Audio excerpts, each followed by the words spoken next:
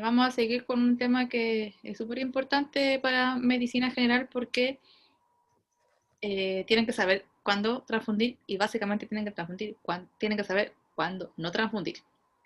Tienen que saber las indicaciones, tienen que saber las contraindicaciones y las complicaciones y manejar las complicaciones de las transfusiones. Además tienen que ir a donar. ¿Ya? Así que la Pili con el Lucas van a hablar de terapia transfusional. Ya, Partan más chicos. gracias a todos los que se quedaron.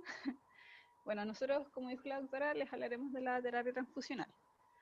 Los objetivos de nuestra presentación son comprender los principios básicos de la transfusión de sangre y sus componentes, incentivar la donación altruista regular, reconocer situaciones clínicas en las que estén indicadas los distintos hemocomponentes, conocer e identificar los principales riesgos asociados a la transfusión, describir la conducta apropiada en caso de aparición de reacción adversa y conocer el manejo de aquellos pacientes que rechazan la transfusión.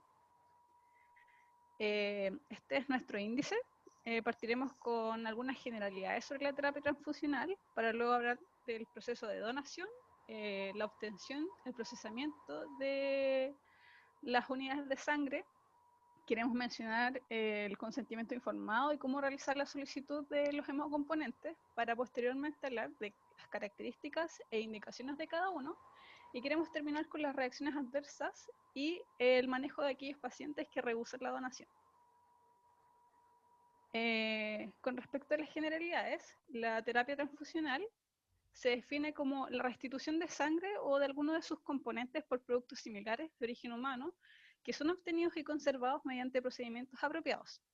El objetivo es mejorar al paciente y mantener la vida mientras se maneja la patología subyacente del paciente.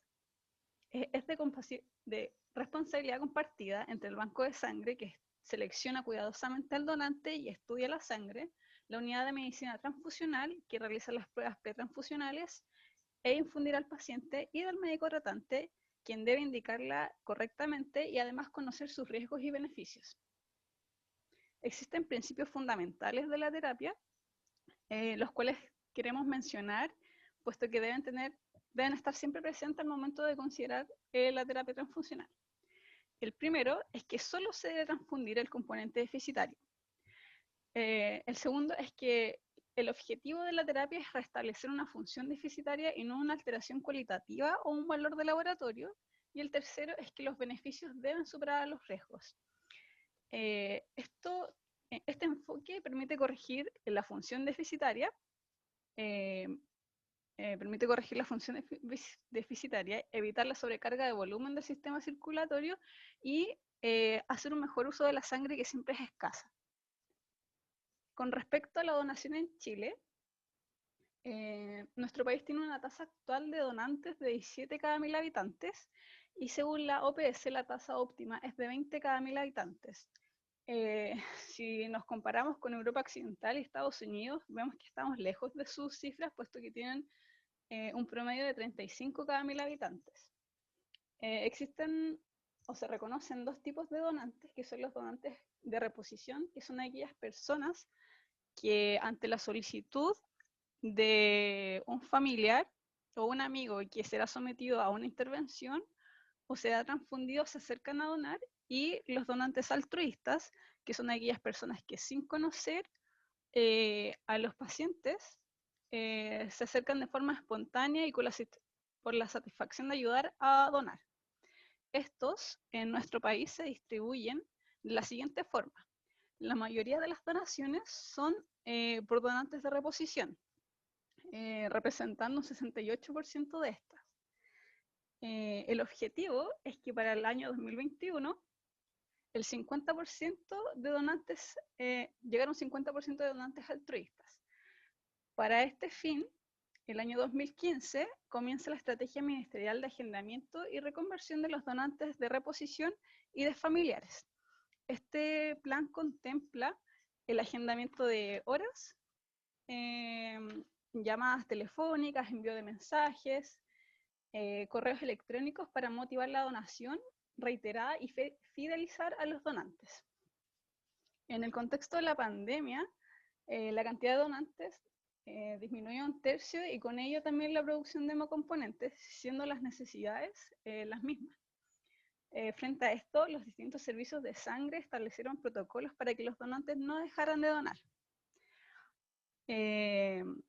Esto se realizaba con agendamiento previo a través de correo electrónico, por redes sociales o incluso por WhatsApp, y se le enviaba a los potenciales donantes formularios que debían ser cuestionarios que debían ser respondidos, y una vez aceptados se emitía un salvoconducto que permitía a los donantes el desplazamiento en las zonas de cuarentena. Les queremos dejar aquí los requisitos para poder donar, para que ustedes los puedan revisar posteriormente, y las situaciones en las cuales no se puede donar. Queremos destacar algunos mitos que existen alrededor de la donación, que es que personas con tatuajes, hipertensos, diabéticos, o personas que hayan consumido alcohol o marihuana, o personas que vayan sin ayunar, no pueden donar. Esto es falso. Las personas con tatuajes pueden donar posterior a 8 meses de realizado su último tatuaje. Hipertensos y diabéticos también pueden donar.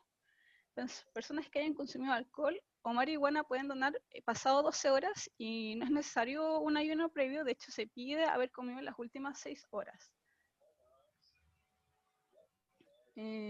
Queremos dejar los invitados a acercarse a los distintos puntos que existen a lo largo del país para donar sangre. Y queremos destacar 3 centros que existen en la región, que son el Centro de Sangre de Valparaíso, que se encuentra en la subida al Litre, el Hospital Dr. Gustavo Frique en Viña del Mar, y el Hospital San Martín de Quillota. Ahora pasando a la obtención y procesamiento de la sangre del donante no se transfiere directamente al paciente. Se obtiene una unidad de sangre y se extraen también del paciente pequeños tubos con muestras de sangre que serán sometidas a exámenes de laboratorio también. La unidad de sangre se separa en sus componentes útiles a través de la centrifugación. En este proceso, la sangre total es centrifugada, y en la parte inferior quedan los componentes más pesados y en la superior los componentes más ligeros, obteniéndose así los concentrados de glóbulos rojos, de plaquetas y el plasma fresco congelado. Un método alternativo para recolectar plasma y plaquetas es la aféresis, donde una máquina automatizada obtiene el componente de interés y devuelve al torrente sanguíneo aquellos que no serán de utilidad. Bueno, a modo de repaso, antes de transfundir al paciente es necesario reconocer el tipo de sangre del donante y del receptor. Para ello, tenemos que conocer los 2 tipos de clasificaciones que existen, que son el sistema ABO y el RH.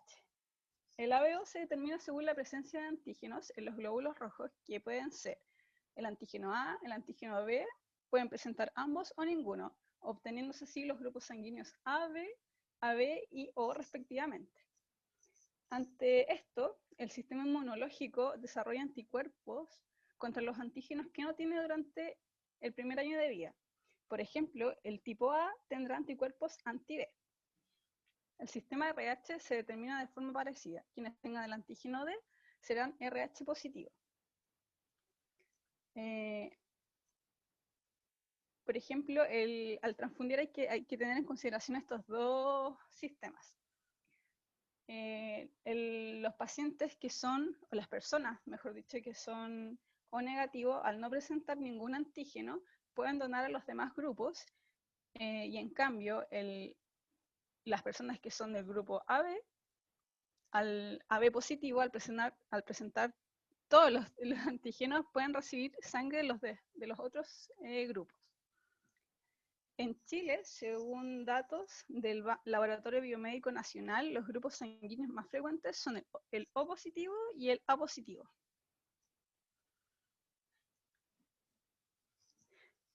Como dije, además de la unidad de sangre que se obtiene del donante, se obtienen pequeños tubos con muestras de sangre que serán sometidos a pruebas inmunohematológicas e inmunoserológicas.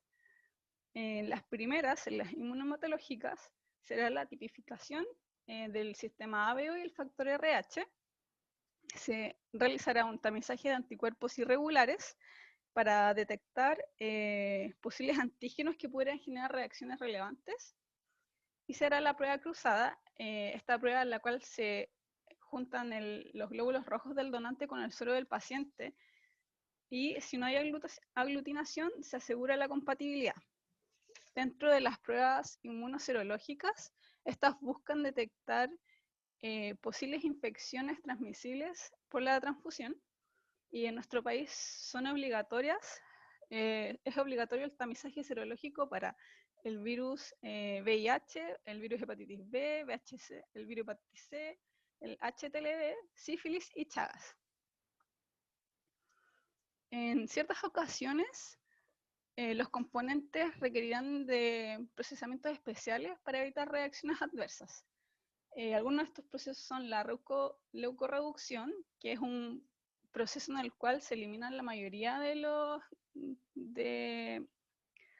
leucocitos para disminuir el riesgo de aloinmunización y de infección por citomegalovirus, y para disminuir la probabilidad de reacción febril en aquellos pacientes que ya la hayan presentado.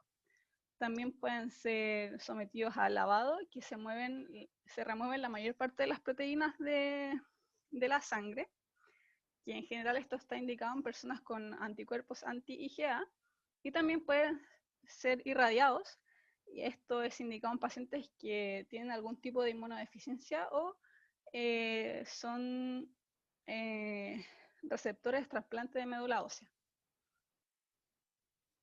Con respecto a la solicitud, al momento de hacer la solicitud de los hemocomponentes, esta debe considerar el diagnóstico clínico y de laboratorio en los cuales está basada la indicación transfusional.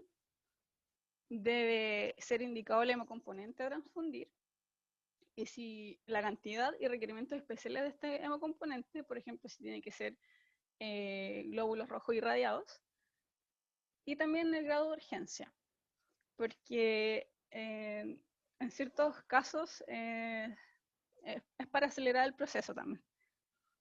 Con respecto al consentimiento, antes de comenzar la transfusión, es deber del médico informar al paciente sobre el procedimiento y solicitar que firme el consentimiento informado. El médico puede prescindir de este cuando se encuentra ante una situación de urgencia con riesgo de muerte.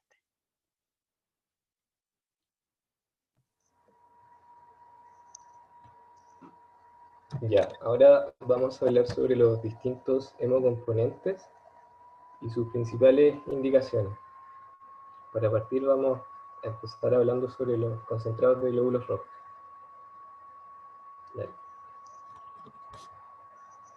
Una unidad de concentrado de glóbulos rojos contiene 200 a 300 ml dependiendo del conservante que se utilice, lo que también va a hacer variar el hematocrito, que va a ir desde 55 a 75%. Se va a conservar hasta por 42 días en temperaturas entre 1 y 6 grados Celsius. Y en adultos la dosis terapéutica va a ser generalmente de una unidad de concentrado de glóbulos rojos, es decir, una bolsa. Y esto se espera que aumente en 1 gramo por decilitro de la hemoglobina y en un 3 o 4% del hematocrito. Esto lo vamos a poder medir con hematocrito y hemoglobina a los 15 minutos y a las 24 horas.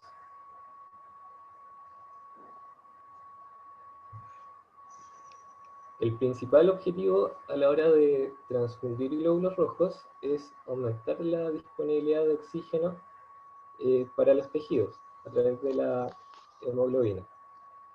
Esto puede ser necesario en diversas situaciones clínicas, entre ellas contextos de anemia aguda, como pudiera ocurrir en hemorragias o hemodiálisis aguda.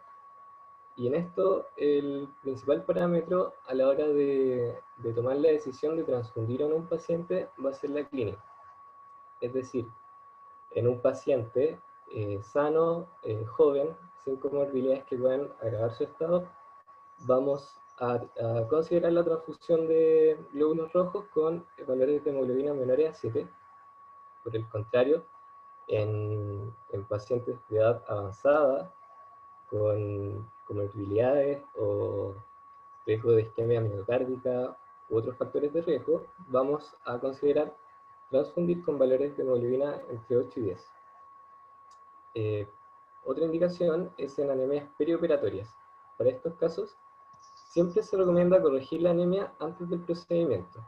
Si no se puede, en pacientes normovolémicos sin descompensación, vamos a considerar la transfusión con valores menores a 7, y en pacientes con edad avanzada, descompensados o con enfermedades cardiovasculares, vamos a considerar la transfusión con valores entre 8 y 10. Y por último, en casos de anemia crónica, sintomáticas y o con refractariedad al tratamiento etiológico, vamos a considerar transfusión cuando la hemoglobina sea menor a 6.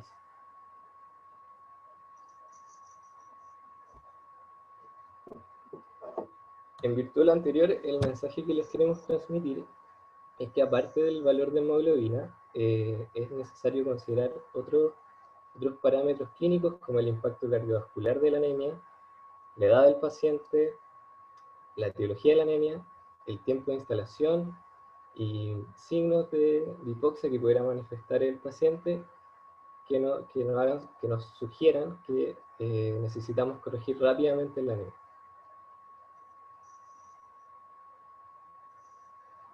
Para sintetizar, generalmente se va a transfundir con valores de hemoglobina menores a 7 y va a quedar a criterio clínico con valores entre 8 y 10, y no se recomienda transfundir cuando los valores de hemoglobina sean mayores a 10, estemos ante anemias tratables como tratamiento profiláctico para mejorar el estado general y como expansor plasmático.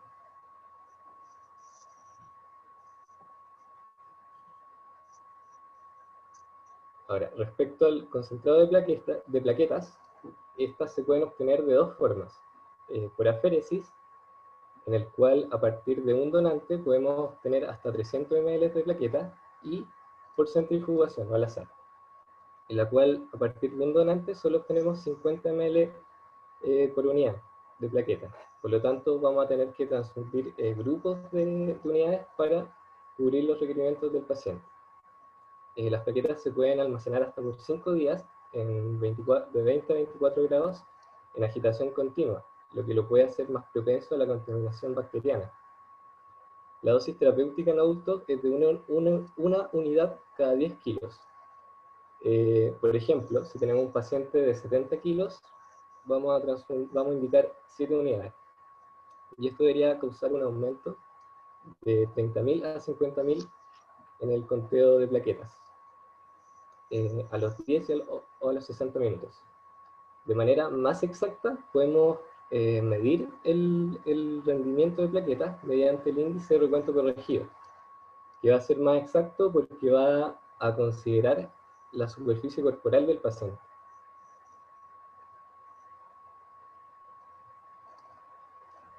Bueno, el objetivo de la transfusión de plaquetas es prevenir o corregir hemorragias que puedan estar causadas por déficits cualitativos o cuantitativos de las plaquetas.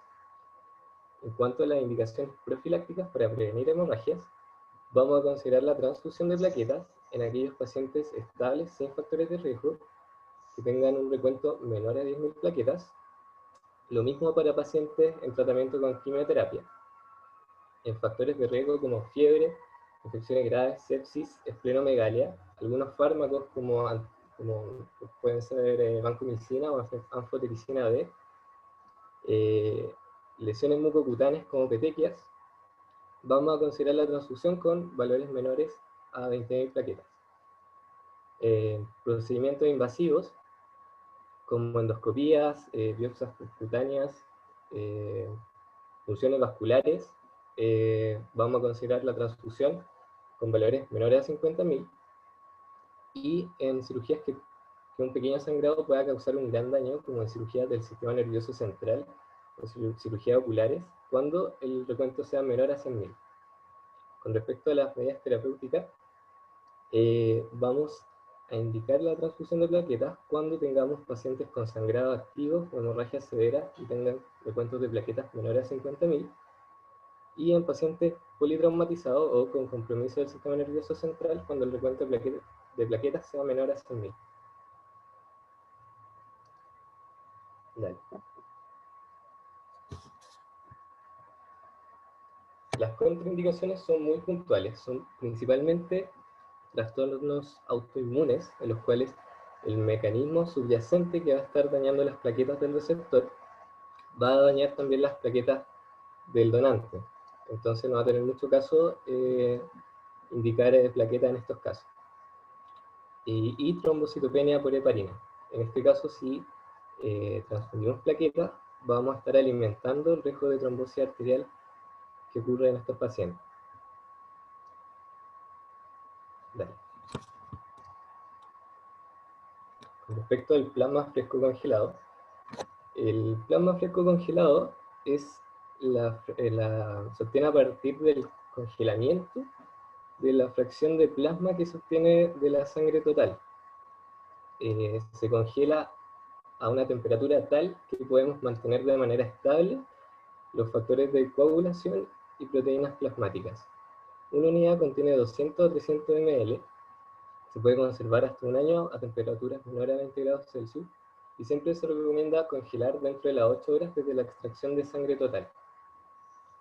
La dosis terapéutica en adultos es de 10 a 15 ml por kilo, lo que debería aumentar en un 20% los factores de coagulación. Esto lo podemos medir con tiempo de protrombina y tiempo de tromboplastina parcial activada.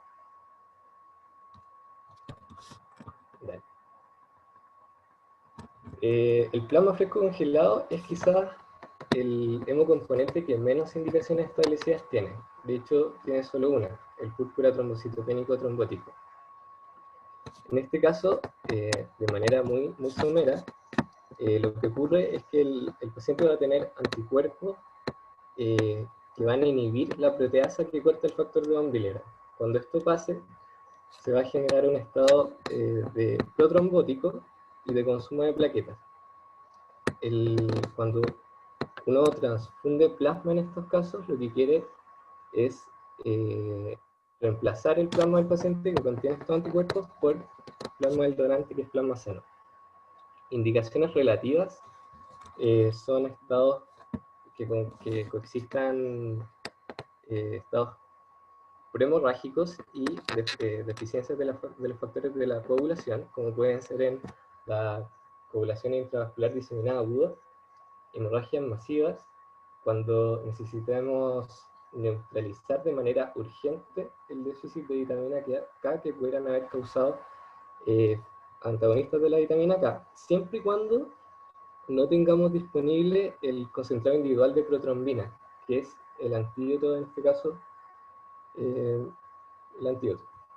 Y de manera general, cuando no dispongamos de factores individuales que estén indicados para cada caso. Dale. Y las contraindicaciones van a ser situaciones en las que podamos resolver con medidas alternativas.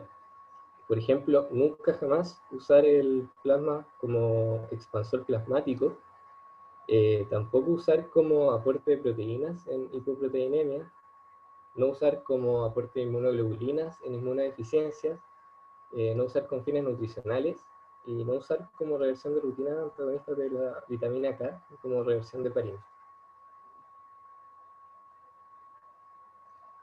Y por último, el frío precipitado se va a obtener cuando se descongela el plasma fresco congelado, tras lo cual se vuelve a centrifugar, se obtiene un precipitado y se vuelve a congelar. Se congela hasta por 24 meses. Y una unidad va a contener proteínas de alto peso molecular como el factor 8, el factor 13, el factor de von Willebrand, el fibrinógeno y la fibronectina. Una dosis terapéutica es de una unidad cada 10 kilos, lo que debería aumentar en un 20% el factor 8 y en 50 mg por decilitro del fibrinógeno. Y esto lo podemos medir con TP y TTPA, como el anterior.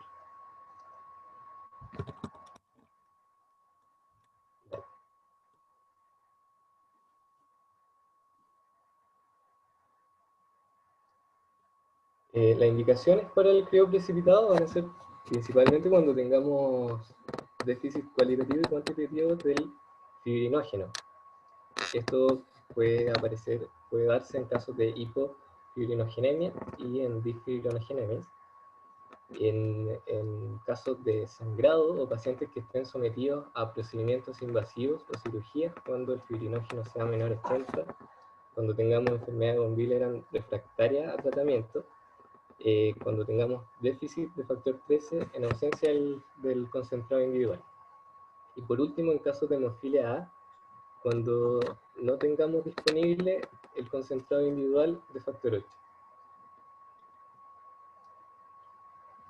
Las reacciones adversas van a ser todos aquellos eventos inesperados que ocurran durante o posterior a la transfusión. De acuerdo a su instalación temporal, se pueden clasificar en agudas o retardadas. Las agudas van a ser aquellas que ocurran durante o dentro de las 24 horas de hecha la transfusión, y las retardadas son las que van a aparecer posterior a las 24 horas. Asimismo, bueno, en esta presentación solo vamos a hablar de las reacciones adversas agudas. Asimismo, se pueden subclasificar de acuerdo a su etiología en inmunes y no inmunes. Dentro de la larga lista de reacciones adversas agudas, la reacción hemolítica por incompatibilidad, particularmente por ABO, va a ser la que va a tener efectos más nefastos sobre el paciente, como vamos a ver más adelante. Dale, avanza.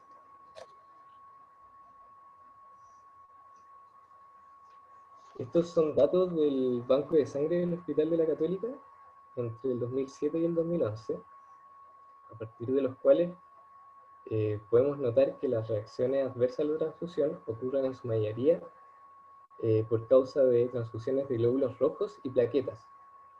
Las reacciones más frecuentes van a ser la reacción febril no hemolítica y reacciones adversas. O sea, reacciones alérgicas, perdón. Principalmente leves, porque hay reacciones alérgicas leves y más severas, como la anafilaxis.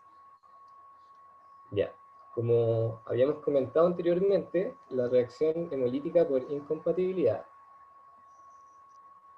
es la que puede tener efectos,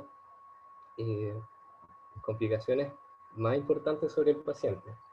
La causa va a ser en su mayoría debido a errores administrativos, como pueden ser errores en el etiquetado, errores en la toma de muestra, o errores en el paciente al cual se tenía que transfundir el componente. Y esto va a ocurrir por una reacción antígeno-anticuerpo del receptor frente a antígeno del donante. De manera excepcional puede ocurrir al revés, o sea, una reacción entre anticuerpos pasivos del donante y antígenos del receptor. La clínica va a depender del anticuerpo involucrado y del tipo de hemólisis.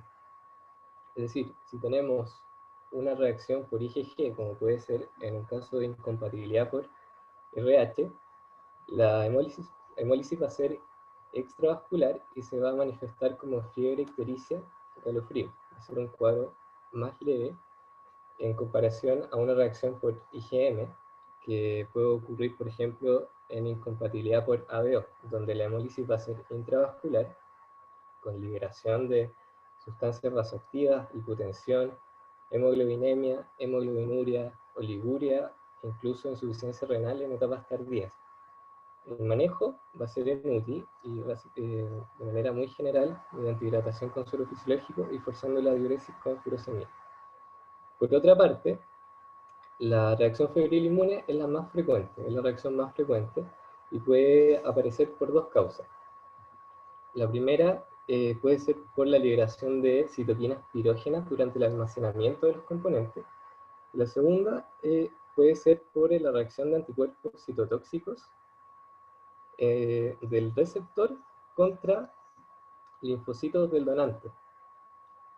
La clínica va a estar dada por un alza de la temperatura en 1 grado Celsius, que puede estar acompañado por cefalea y vómitos. El manejo va a ser con antipiréticos, por ejemplo paracetamol, y la recomendación para este caso es ordenar los componentes sanguíneos leucorreducidos siempre que tengamos conocimiento de que el paciente ha presentado este tipo de reacciones previamente. Dale.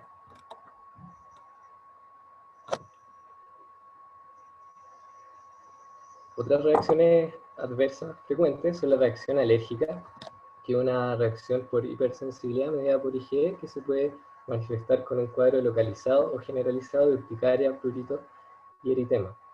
De acuerdo a su gravedad, se pueden subclasificar en reacciones urticariformes y anafilácticas. Las urticariformes solo van a tener compromiso cutáneo, van a ser cuadros de curso leve que se van a solucionar con antihistamínicos. Por el contrario, las reacciones anafilácticas van a cursar con compromiso sistémico, van a ser reacciones más graves y el manejo va a requerir de soporte, manejo de soporte, manejar el shock, revisar la vía aérea, valorar reanimación, reposición de líquido. Muy importante administrar en estos pacientes con reacción alérgica adrenalina intramuscular, ya que va a mejorar dramáticamente el estado del paciente.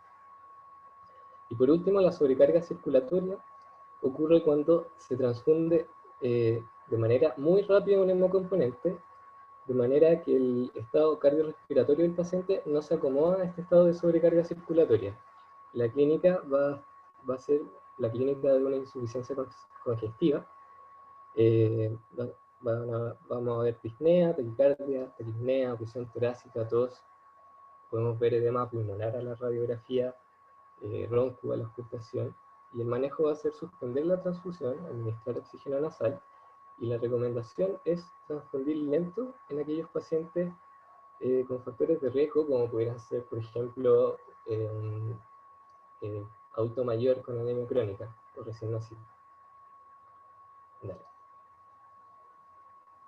La conducta terapéutica transversal ante la sospecha de ocurrencia de reacciones adversas es interrumpir la transfusión, conservar el acceso venoso e infundir suero fisiológico, medir el ciclo, temperatura, pulso, presión arterial, tomar muestras de otro lugar distinto al que utilizamos para la transfusión, para tomar exámenes inmunohematológicos y microbiológicos, tomar una muestra de orina si es que sospechamos de una reacción hemolítica, asegurar el envase con sangre y enviar al banco de sangre, llenar el formulario de notificación de reacciones adversas y actuar según corresponda.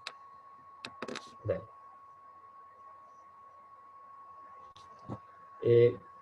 ¿Qué pasa con los pacientes que rehusan a la transfusión, como podrían ser los testigos de Jehová?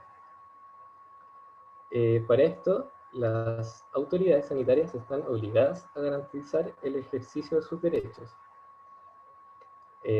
Los centros asistenciales para estos fines deben disponer de protocolos de acogida específicos que contemplen alternativas terapéuticas para estos pacientes. Junto con ello, un consentimiento informado especial que contenga estas alternativas terapéuticas. Lo anterior va a perder validez en caso de menores de edad cuyo rechazo al tratamiento médico indicado suponga un grave riesgo de la salud o vida de estos menores.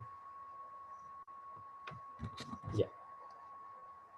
Algunas alternativas terapéuticas para los pacientes que rehusan transfusión son métodos quirúrgicos que limitan la pérdida de sangre, como hipotensión controlada durante la cirugía, transfusiones de cristaloides y coloides, técnicas de autotransfusión, o sea que el donante y el receptor son la misma persona, métodos farmacológicos para limitar la pérdida de sangre, como la desmopresina, fármacos estimulantes de la eritropoiesis, fármacos estimulantes de la trombocitopoiesis, evitar fármacos que aumenten el sangrado, como los AINES, y limitar las extracciones de sangre para pruebas de laboratorio.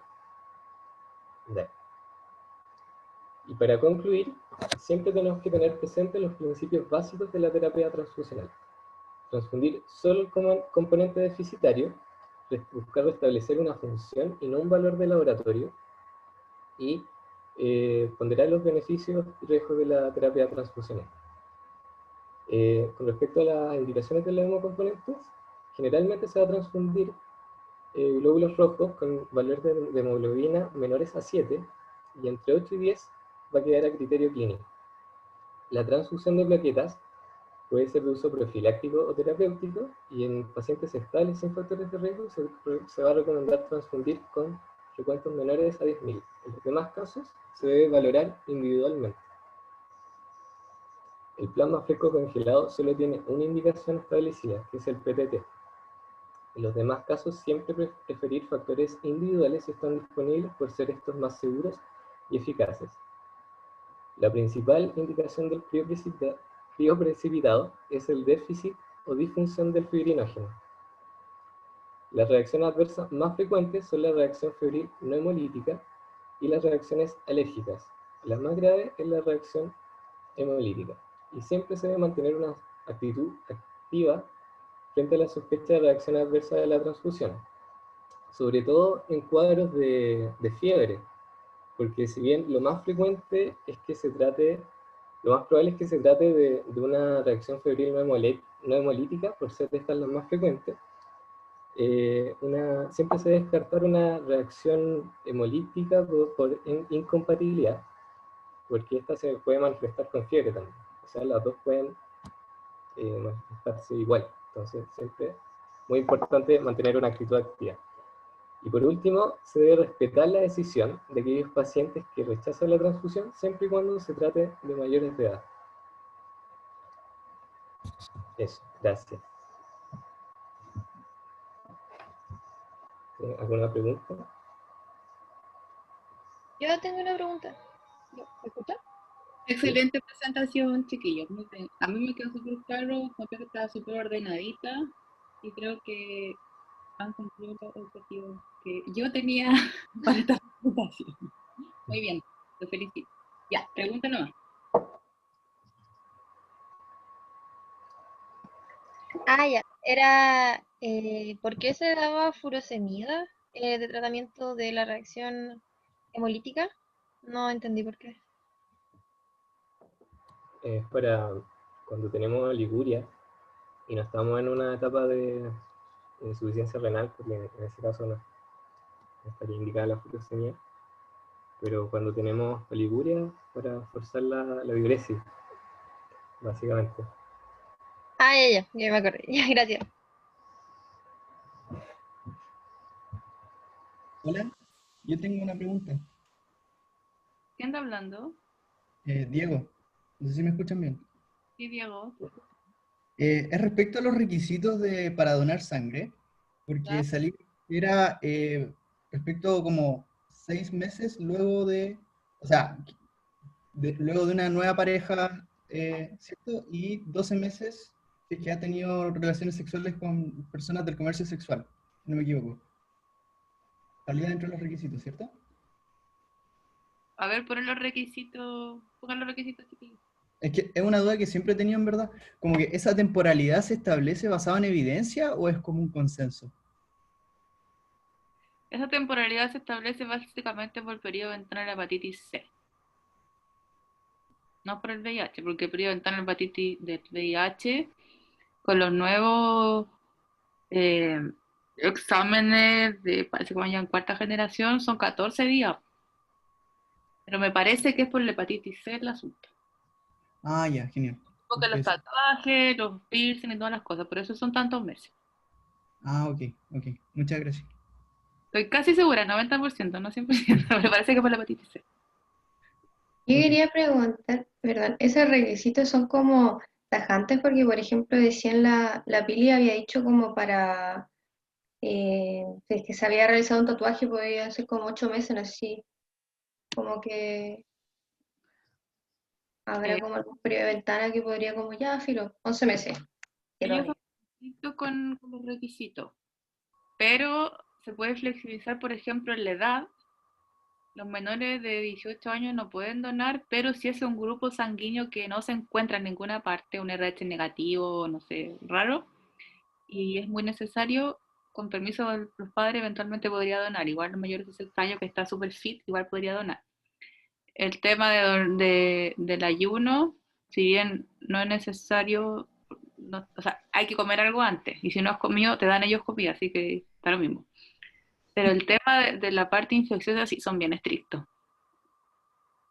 porque tiene que tratar de tener un producto seguro. La sangre nunca va a ser 100% segura, siempre va a quedar algo, puede haber algo de riesgo infeccioso, pero ellos se aseguran con ese tiempo de que sea lo más segura posible la sangre.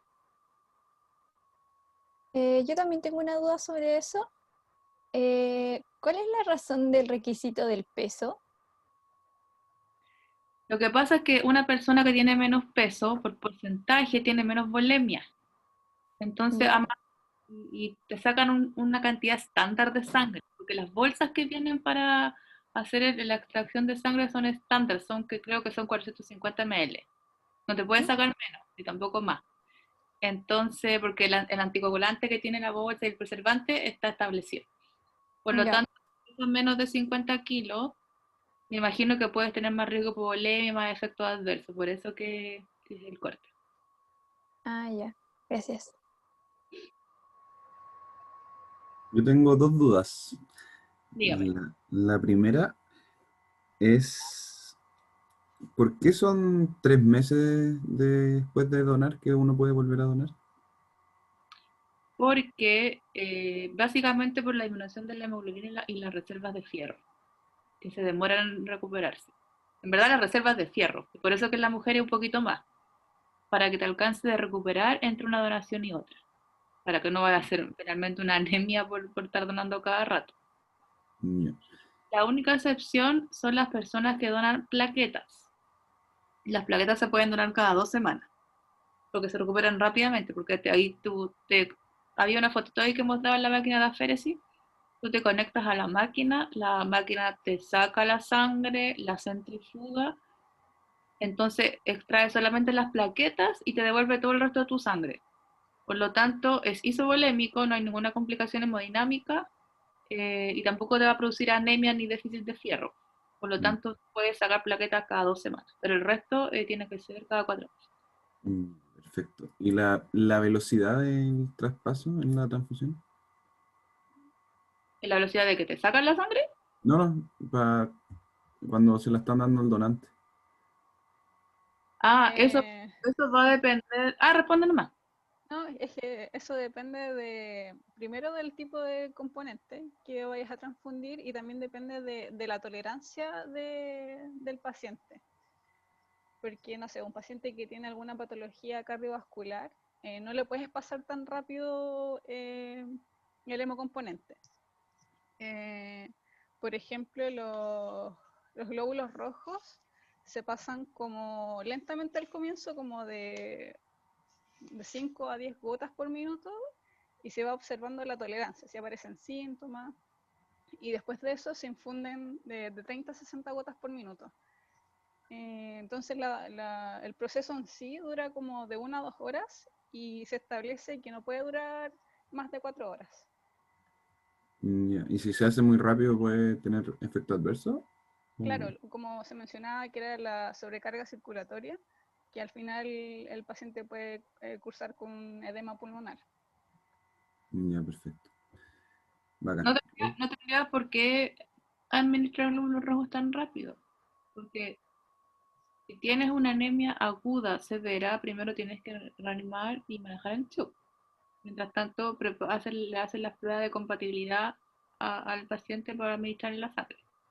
Entonces, cuando ya llegaron con los glóbulos rojos, el paciente ya está reanimado. Los glóbulos rojos no van a ser para reanimarlo, van a ser para recomponer lo que le falta. Entonces los glóbulos rojos tienen que pasarlo entre 1 hora y máximo 4 horas porque después se contamina, pero eso no puede ser más lento tampoco. ¿Ya? Y las plaquetas las puede pasar súper rápido porque es poquito volumen. El plasma también se pasa lento porque es harto volumen y tiene reacciones adversas. El crío también se puede pasar rápido porque es volumen. Básicamente va a depender del volumen, porque hay pacientes que hacen edema pulmonar agudo. Los pacientes que están los pacientes enfermos renales crónicos que no orinan y que tienen muy mal manejo del BEC, tú les programas las transfusiones intradiálisis. Entonces ahí van calculando cuánto lo tienen que ultrafiltrar, cuánto lo tienen que sacar de agua en el fondo de la máquina de diálisis, mientras le va pasando los glóbulos rojos. ¿Más preguntas? Yo tengo una consulta sobre la aféresis. Dígame. ¿Cuánto tiempo se demora? Porque, por ejemplo, cuando uno le saca sangre, por lo general, si es que no, mal no me acuerdo, son como 20 minutos más o menos de que uno está ahí en el proceso, ¿no? Pero la aféresis es más demoroso, más rápido, ¿cómo es? Primero, ojalá pudiese alguno de aquí salir donante de aféresis. Para poder donar aféresis te piden, aparte de todos los requisitos que piden en general, piden que seas hombre o mujer que haya tenido máximo un hijo, porque si has tenido más de un hijo y que no hayas tenido ningún aborto, o sea, máximo en embarazo en el fondo, porque hay más riesgo de que en la sangre haya más anticuerpos dando vuelta y más riesgo de reacciones adversas después del receptor de la sangre. Ese es el motivo. Visto esto, además tienes que tener todos los requisitos y tienes que tener un buen acceso venoso, porque el trocar que se utiliza para sacar la sangre y después devolverla es un poco más grueso que el trocar habitual que se usa. Entonces tienes que tener una buena gordita. Te conectan a la máquina de aféresis, te acuestan en un silloncito, te conectan a la máquina. ¿Puedes poner la fotito de la máquina de aféresis?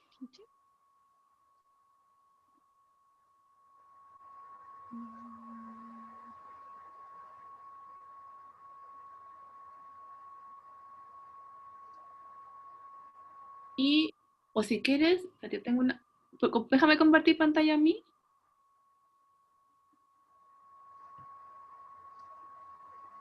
Ya.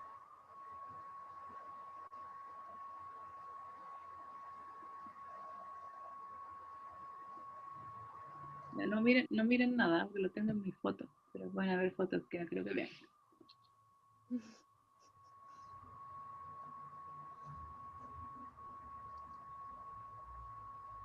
La tengo por...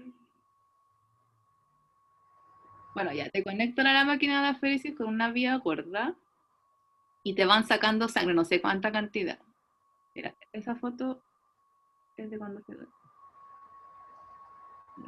Te van sacando... Ahí está. Bueno, viene de muy cerca la referencia, pero soy yo, aunque no me conocen todavía.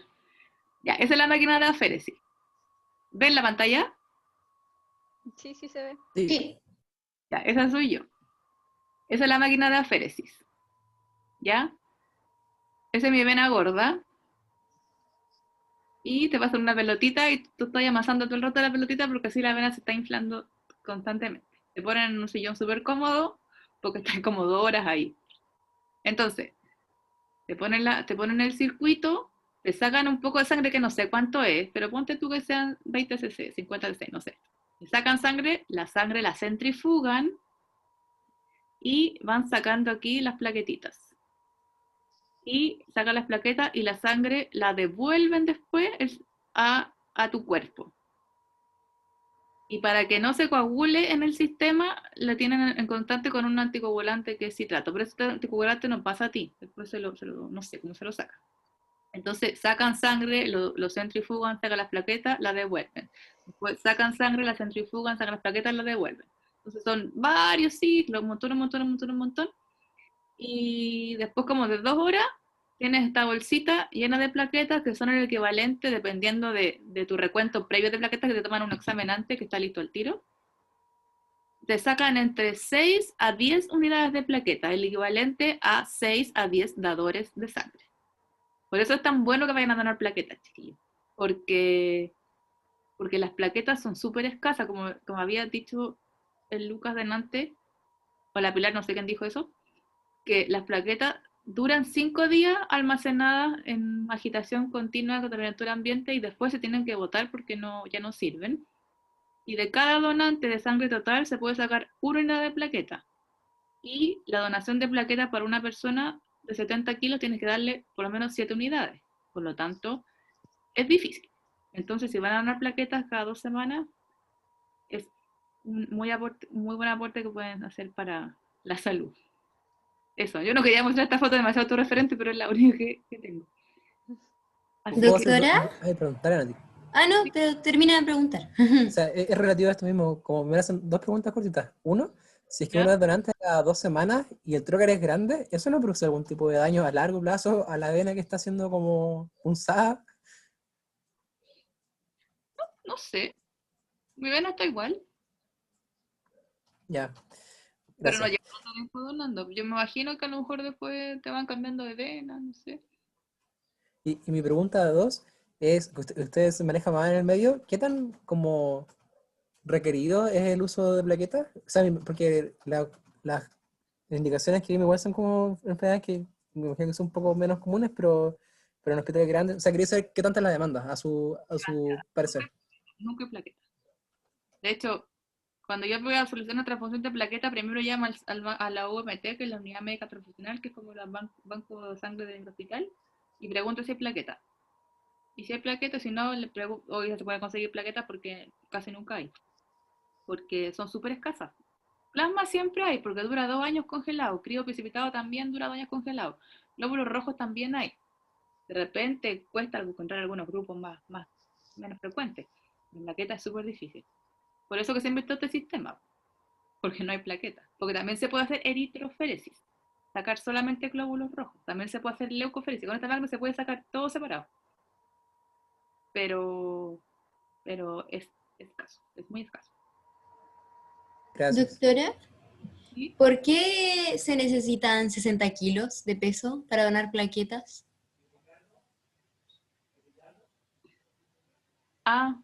No debería porque es polémica.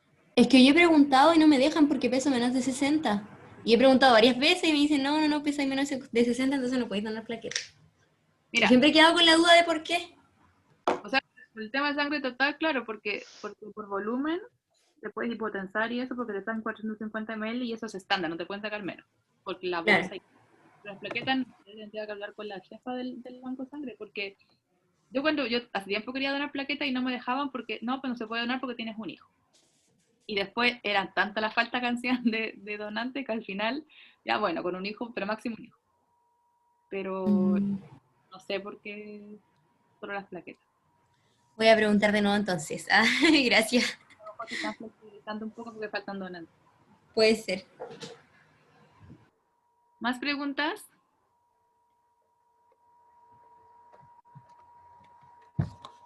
¿Todo claro? Sí, todo claro. Yo Muchas por gracias, último, chiquillos. sobre la aféresis, perdón para alargar. Las plaquetas que a uno le sacan, ¿cuánto tiempo duran siendo útiles? Porque recuerdo que dijeron que como a temperatura ambiente duraban como 1 o 2 semanas, pero la que a uno le sacan queda en temperatura ambiente, ¿como cuánto tiempo duran? Duran como todas las plaquetas duran entre 5 a 7 días a temperatura ambiente en constante agitación, así se guarda. Ahí las va moviendo. Pero, o sea, lo que quiero decir es que si es que uno dona plaquetas y no la usan en 7 días, se van a perder. Te aseguro que las van a usar. Las de Ya, aféresis son las más solicitadas. En general las plaquetas no se pierden. gracias. Doctora, yo tengo una pregunta que no me quedó muy claro. ¿Ya? En el tema de la obtención de conciencia para recibir transfusión en menores de 18, ¿el menor de 18 puede objetar conciencia o no puede? Lo que pasa es que médico legalmente no, tú tienes que transfundirlo. O si no, puedes pedir la orden de un juez y el juez te va a decir que lo transfunda. Eso nos pasa Ya. básicamente con los testigos de Jehová. Porque si hay riesgo vital tienes que transfundirlo. En cambio, en un paciente adulto mayor de 18 años, si él no se quiere transfundir, tienes que respetar su decisión y si el paciente se muere, ellos dejan firmado un consentimiento de que por X motivo no se van a transfundir. Pasa, los testigos de Jehová no se transfunden y uno tiene que respetar porque su religión no se lo permite y en verdad prefieren fallecer antes de transfundirse. Y en verdad, yo no lo considero como un problema, lo considero como un desafío porque tienes que ver otra alternativa a la transfusión. Muchas gracias, doctora.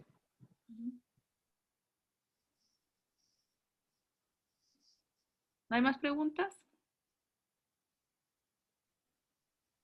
Ya, entonces, en resumen, se transfunden pacientes y no exámenes, ninguna transfusión va a ser 100% segura, todas pueden tener reacciones adversas. Fíjense bien en la indicación de transfusión cuando vayan a transfundir, que no se vayan a equivocar. Cuando los pacientes son politransfundidos, se han transfundido muchas veces antes, se puede premedicar para evitar alguna reacción alérgica. Se les puede pasar clorfenamina antes, betametasona antes endovenosa y después pasar la transfusión. Se usa harto eso. sobre todo si han hecho reacciones alérgicas antes o reacciones febriles antes. Y les va a tocar harto decidir cuándo transfundir, ¿ya? Y tratan de no transfundir de más porque, como ley de Murphy, cuando uno transfunde mal, da una mala indicación, puede tener un efecto adverso grave. Me ha pasado. Felicitaciones, chiquillos. ¡Ay, faltan los casos! Perdón. Oh, ya, sí. No me olvido. Ya, rapidito, los casos. Dejo de compartir pantalla. Ay.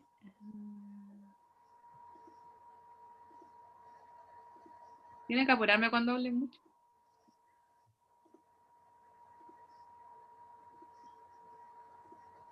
Ya.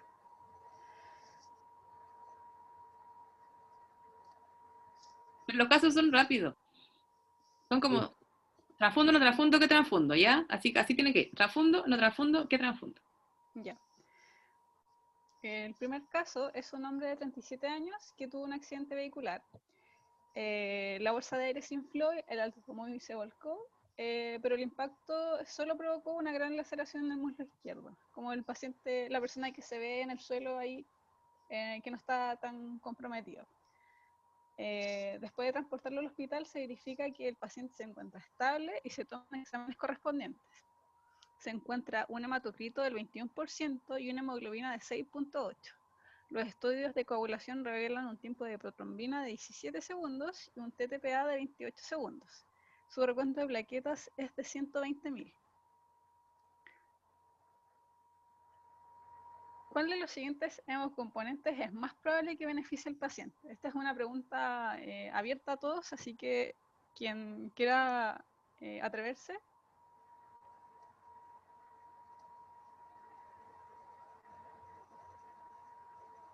Pueden responder por el chat también. ¿Pueden volver al caso, por favor? Sí. Gracias.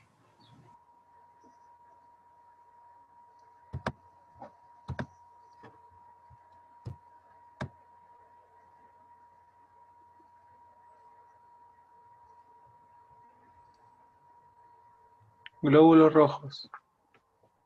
Y Ya, es la respuesta correcta. Pero ¿por qué no se transfunden los demás hemocomponentes?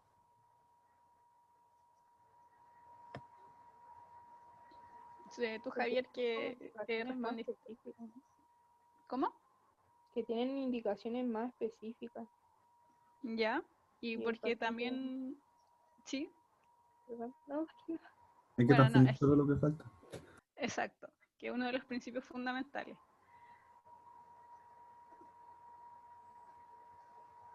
En este caso, el paciente se encuentra con un hematocrito bajo, por lo que necesita los glóbulos rojos, siendo este el producto más eficiente y costo efectivo.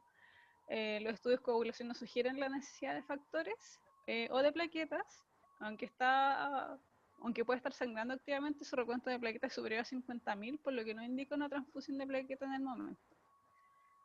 El plasma fresco congelado sería útil para reemplazar los factores, pero su TTPA es normal y su tiempo de protromida solo está ligeramente prolongado y el crío precipitado no está indicado en este caso.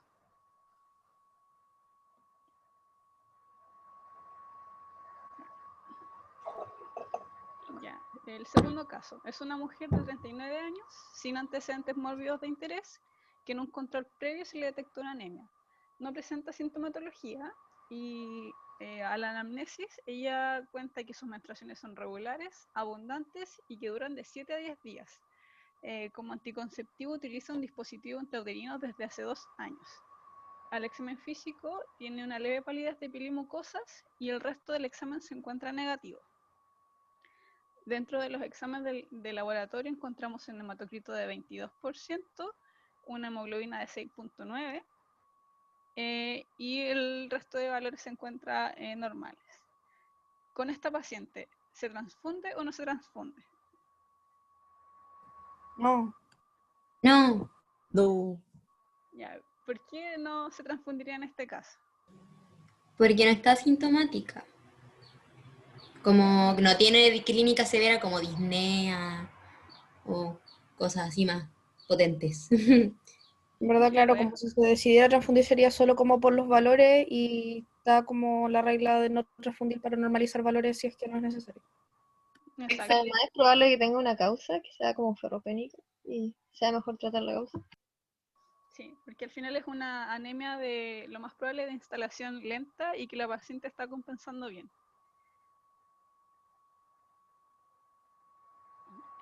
Bueno, aquí les dejamos la resolución para que puedan revisar posteriormente cuando quieran estudiar. Tercer caso, una mujer de 47 años con diagnóstico de cáncer de cervix en estadio 4B consulta por la aparición de lesiones en piel y mucosa oral tras su último ciclo de quimioterapia. La paciente se encuentra estable y el examen físico destacan lesiones petequiales, como las que se ven en las imágenes. Dentro del laboratorio destaca un recuento de plaquetas de 18.000. En este caso, la paciente debe ser transfundida ¿y con qué? Plaquetas. Son plaquetas. Ya. ¿Por qué no? Pero Tiene más de 10.000. Porque está sintomática. Porque si tiene petequias puede estar sangrando en otra parte también. Entonces la idea es tener sangrado. ¿Por qué más? Si no tuviera petequias.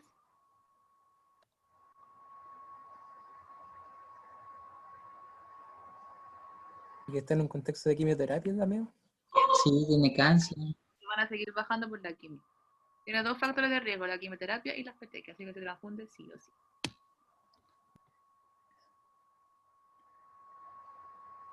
Ya, el caso número 4 es un hombre de 48 años portador de una leucemia aguda en tratamiento con quimioterapia.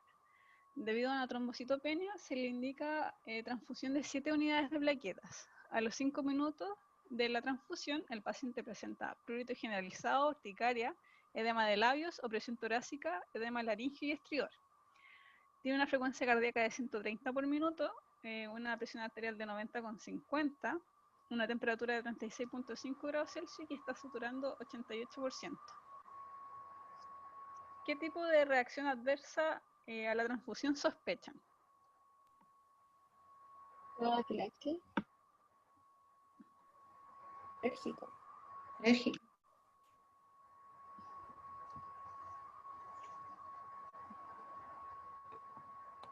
Entonces, alérgica, anafiláctica. Sí, porque está bien feito. Y era también como alérgica grave. Sería como anafilaxia. Y fue hace muy poquito. Exacto, es una reacción alérgica. De tipo anafiláctica por la gravedad y carácter sistémico del cuadro. En este caso, se debe manejar, hay que suspender la transfusión, pedir ayuda, evaluar la vía aérea y está indicada oxigenoterapia de alto flujo. Dado el edema que puede estar presentando el paciente, hay que considerar la intubación, hay que hacer reanimación cardiopulmonar, valorar. Y como dijo Lucas, hay que administrar adrenalina intramuscular de forma inmediata, asegurar los accesos venosos, reponer fluidos, y como terapia adyuvante se podría administrar corticoides, broncodilatadores y antihistamínicos. Ahí tengo una duda, antes de pasar al otro. ¿Sí? En este caso, siempre se tiene que al tiro intubar o se espera que la adrenalina haga efecto. ¿O en cuánto efecto hace efecto la adrenalina en una anafilaxia? ¿Como sí o sí intubo o si con la misma adrenalina puede desobstruirse? El efecto de la adrenalina es súper rápido. Pero la intubación va a depender de cómo esté tu paciente, cuánto satura, si está cianótico, cómo está el patrón ventilatorio, si está pasando con problemas de conciencia, ahí te puedo decir. Ahora, considerar un paciente intubar a un paciente con choque anafiláctico es difícil porque está la fuerza global avanzada y hematosa, por eso está con ventilatorio. Entonces, mientras haces todas las cosas, depende de la línea y de la respiración. No responde, sigue saturando, sigue genótipo, hay que intubarlo. Pero en general responde. Pero es un cuadro súper dramático. no responden con la adrenalina. Claro, sí, sí. Un carro de paro, pero al lado del paciente.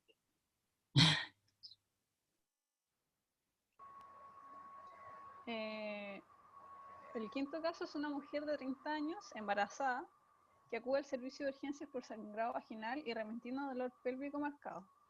Es ingresada por trabajo de parto. Durante la evaluación se diagnostica sufrimiento fetal severo y la ecografía revela desprendimiento de placenta. A la paciente se le realiza una cesárea de emergencia y se administran concentrados de glóbulos rojos, después de lo cual su hematocrito es de 26%. Unos minutos después del parto, su sangrado vaginal aumenta notablemente.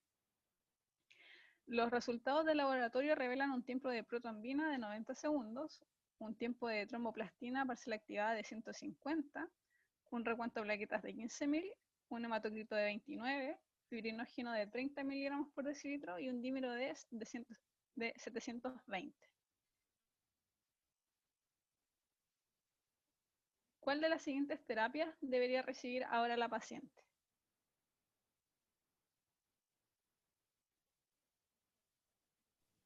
¿Puedes mostrar de nuevo el hematocrito, por fin? Sí.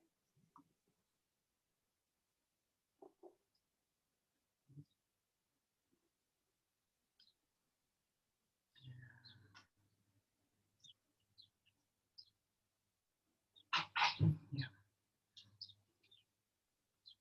Súper. Y yo diría que el crío precipitado por el fibrinógeno que necesita la paciente, porque si no, no va a coagular nunca, no va a parar de sangrar nunca. Y también plaquetas, es lo que más necesita. Y no le daría glóbulos rojos porque igual está con buen hematocrito. Y si se soluciona el sangrado, probablemente no siga bajando. Bueno, es la respuesta correcta. Se le da amistad al crío precipitado y plaquetas por las razones que dijiste. Aparte de que la paciente ya se le estaba administrando glóbulos rojos y estaba respondiendo a ellos. Ya, y el último caso es una mujer de 19 años que sufrió un accidente en motocicleta, el que le ocasionó profundas laceraciones de extremidades. Al llegar al hospital tiene un hematocrito de 20% y comienza a recibir la primera de 3 unidades de glóbulos rojos que le fueron indicadas. A la hora su presión arterial cae precipitadamente, el frotis de sangre periférica revela esquistocitos, su producción de orina desciende y la orina que produce es de color marrón rojizo. ¿Qué ocurrió con esta paciente? Una hemólisis. Bien. Sí. Lo más probable es que esta paciente haya cursado con una reacción adversa de tipo hemolítica. Como mencionó Lucas, la paciente comenzó con hipotensión y hay está con oliguria y hemoglobinuria. Lo más probable es que se vea que no se tomaron las muestras para identificar adecuadamente a los pacientes. Que en este caso, pues, la reacción más frecuente, la causa más frecuente de la reacción hemolítica es la incompatibilidad ABO. Bueno, ese es el último caso. Aquí está nuestra bibliografía. Y muchas gracias por la atención de todos. ¡Bravo!